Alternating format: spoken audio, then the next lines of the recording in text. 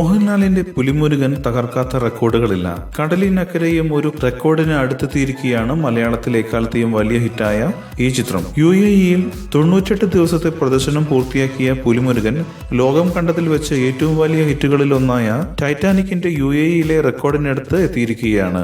110 ദിവസമാണ് ടൈറ്റാനിക് UAE-യിലെ തിയേറ്ററുകളിൽ പ്രദർശിപ്പിച്ചത്. പുലിമുരുകൻ UAE-യിൽ നിന്നും മാത്രം 25 കോടിയിലേറെ രൂപ കളക്ട് ചെയ്തുവെന്നും റിപ്പോർട്ടുകളുണ്ട്. എന്നാൽ ഇതിനെ മറികടക്കുന്ന മറ്റൊരു മലയാള ചിത്രമുണ്ട്, മോഹൻലാലിന്റെ തന്നെ ദൃശ്യം. 125 ദിവസമാണ് ജിത്തു ജോസഫ് ചിത്രം UAE-യിൽ പ്രദർശിപ്പിച്ചത്. UK, ന്യൂസിലാൻഡ് എന്നിവിടങ്ങളിൽ ഏറ്റവും കൂടുതൽ കളക്ഷൻ നേടിയ മലയാള ചിത്രമെന്ന റെക്കോർഡും ആദ്യമായി 100 കോടി ക്ലബിൽ ഇടം നേടുന്ന മലയാള ചിത്രമെന്ന റെക്കോർഡും നേരത്തെ തന്നെ പുലിമുരുകൻ സ്വന്തമാക്കിയിരുന്നു.